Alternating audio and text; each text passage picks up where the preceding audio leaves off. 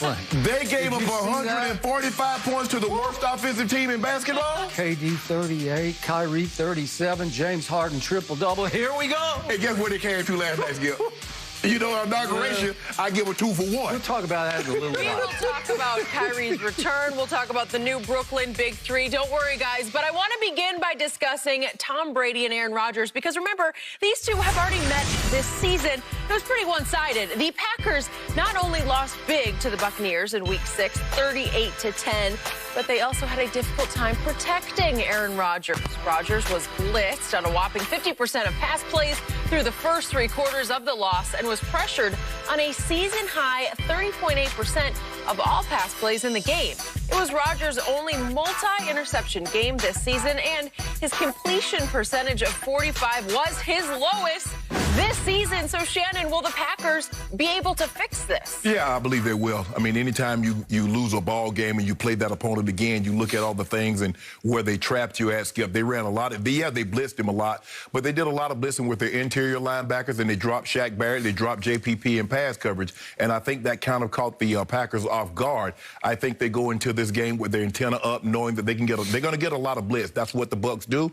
But now I think they have a better understanding of where those blitzes are going to come from, and Rodgers will do a better job of protecting the football. Skip, I think the game just got out of hand, and we saw that last week. The Saints were in control of this ball game until one fateful turnover, and it snowballed from there, and they were never able to gain the momentum. The Packers were in complete control of this ball game. It took a pick 6, and then now you all of a sudden, what was it? 10 goes from 10-0 to 10-7, and then another pick, almost 6, then all of a sudden it's 14-0, and the Packers were never able to regain control of the ball game, Skip. And also, the Tampa did a great job of making these guys one-dimensional. So now you're one-dimensional. Now they start playing the run game on the way to your quarterback. They got after Aaron Rodgers really good. As Jenny mentioned in the read, this was his only multi-interception game. I don't see them coaxing him into more turnovers in this ball game.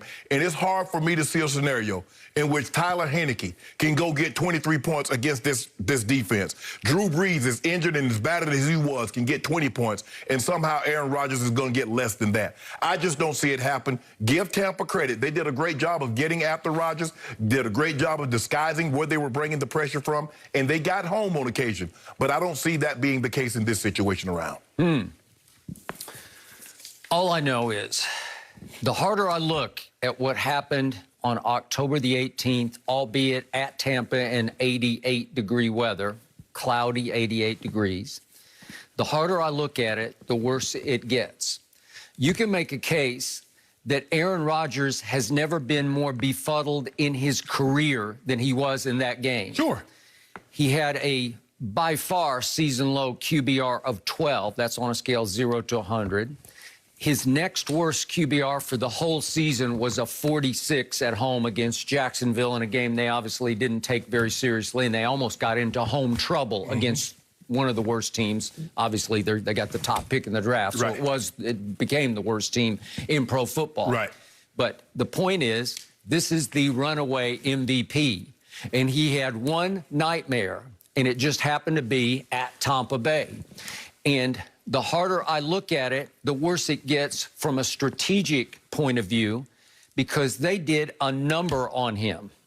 And the number was so bad that, to me, I've never seen Aaron Rodgers just fold the way he did after the 2 near pick sixes. One was a pick six. The next one went to the 2-yard line. Correct. Both of those pick sixes, if we could see them, came against blitzes. So, again, a season-high 30.8% of his pass attempts were under pressure. That when he threw a little quick and Jamel Dean just snatched it. They brought secondary blitz on that situation. That was a corner blitz. Yes. I think the other one, I haven't looked hard at this tape, the second one. No, it's not a corner blitz. The first one was definitely a corner blitz. They brought Murphy Bunting, or Burning Murphy, I think that's his name. They brought one of those guys. Murphy Bunting. Yeah. And the point is, that's a Mike Edwards, and he takes it down. It looked like they brought, that might have been Levante David, or that might have been another corner on the other side. I couldn't really tell. Yeah. But the point is that this is Aaron Rodgers, Aaron bleeping Rodgers, who through his career has been the best quarterback in football versus the blitz. Yes. He eats it for breakfast, lunch, and dinner. No matter home road, he's always had his way with blitzes. He is delighted. If you want to send extra, he will put extra points up on the scoreboard. Even when you factor that game in, Skip, he was still one of the top 3 quarterbacks against the blitz, even when you factor that game into it. So clearly, you believe that's a trend. I believe it's an anomaly. Okay. He's also been devastating against zone defense. And basically, Todd Bowles, for most of that game, played either cover 2 or cover 3. Yeah. Cover 3, you got 4 men under. Cover 2, you can have 5 men under. Right. So it was pretty simple what they were doing on the back end, because this is just me. I've had a lot of fear and trepidation about how vulnerable and torturable they are on the back end. Right. But on this given day, after the first 2 drives that went Aaron down the field for a field goal and then Aaron down the field all the way home, giving it a little McCringleberry in the end zone when he thought he had scored. He thought he'd scored, but he was actually ruled down at the half-yard line, and Aaron Jones then took it over for the touchdown to make it, to your point, 10-0. But then here we go again. Tampa Bay gets the ball back. Tom goes, that was 3 and out the first time, 7 and out the second time. And then they get the ball back, and it becomes 3rd and 10 at their 22. And he, against a corner blitz, he throws it quick to Devontae on one side, and you know the rest of the story. From that point forward, I'm going to use my line one more time. I watched Aaron Rodgers fold like a lawn chair at a Tampa retirement community. Okay. Because he just unraveled psychologically. He lost his nerve. I know you always say Brady under fire. If he gets under pressure, he just loses his nerve and his way in the pocket. Listen, Aaron Rodgers went in the tank. Can I ask you a question? In this game. What was the difference between what Aaron Rodgers did on that Sunday afternoon in 88-degree weather as opposed to what Tom Brady did that Sunday night against the New Orleans Saints? I just want to know the difference. No difference. Except at least Tom was trying in the second half, and Aaron looked completely hapless and hopeless. Skip, you told me he gave up. You say the 3rd interception that he threw across his body, he gave up. So how was he still trying if he gave up? He was just still dinking and dunking. He was trying. Listen, do you realize in Aaron's last 10 possessions of that game, think about this, 10 more times he had the football. Right. And I'm starting with the pick 6, the near pick 6. Right. 7 of them were punts, and at the end of the half, Sue sacked him, and they just gave up and kneeled out the clock. Right. Okay, so the last 8 times you have the football after the 2 near pick 6s, you have 7 punts. You went nowhere. So your numbers for the game end up 16 of 35. That's 46%. Okay. This is Aaron Bleepin Rodgers, who led the league in passing percentage, right? Yes. 71%. He completed 46% against this defense for a grand total of 160 yards, and that includes those first 2 really nice drives that look like Aaron Rodgers. But Skip, I get that he played bad, but if you look at what Tom Brady did the second time against New Orleans and what he did, so what did they do? Okay. They shored it up. And here's the thing: if you're going to play cover 2, I used to tell TD this all the time, Terrell Davis. If a team is playing us cover 2, which means, like you said, they got eyes in the backfield, they don't want to give up anything deep, they don't want to give anything cheap. I was like, TD, run their ass out of cover 2. Well, if you're going to play cover 2, I'm going to force you to drop that safety down, and you're going to have to go single high safety. Who was #1 in the National Football League against the run the whole year from start to finish? Tampa. And it wasn't even close. Listen, between Sue and the other run stuffers they have, and listen, JPP and Shaquille Barrett can hold the edge. They set the edges. They set, man.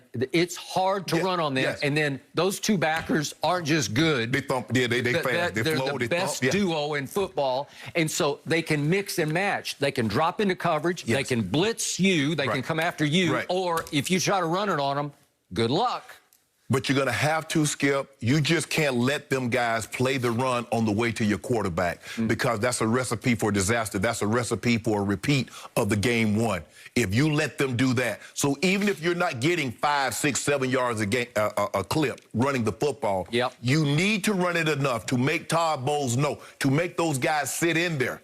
I believe the Green Bay Packer line, like, yes, Bakhtiari would definitely help. But I believe this offensive line as a whole has gotten better than what they were when they played Tampa on that Sunday afternoon. I believe they're better. I think you believe they're better. They can run the football better also, Skip. I got it. But I noticed yesterday Pro Football Focus had Bakhtiari ranked as the best. He became the best pass blocker in all of pro football. I wouldn't disagree. Okay. All right. He's gone. Yes. He was there on October 18th in 88-degree weather, and it didn't help a bit because he seemed as lost as anybody else. They have a very good offensive line. Cleveland's was ranked slightly better, but theirs is very good. Yes. But once you take the left tackle out of the equation, I can't see how you can make a case that it's better now without Bakhtiari, because it's just not.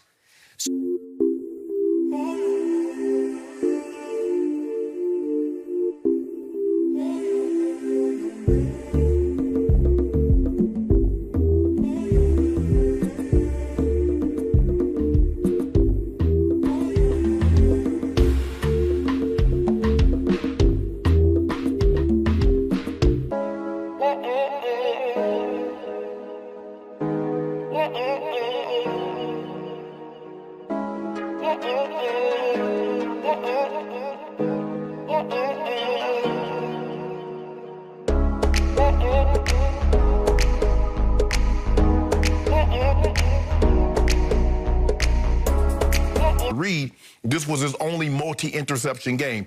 I don't see them coaxing him into more turnovers in this ball game. And it's hard for me to see a scenario in which Tyler Heineke can go get 23 points against this defense. Drew Brees is injured and as bad as he was, can get 20 points, and somehow Aaron Rodgers is going to get less than that. I just don't see it happen. Give Tampa credit. They did a great job of getting after Rodgers, did a great job of disguising where they were bringing the pressure from, and they got home on occasion. But I don't see that being the case in this situation around.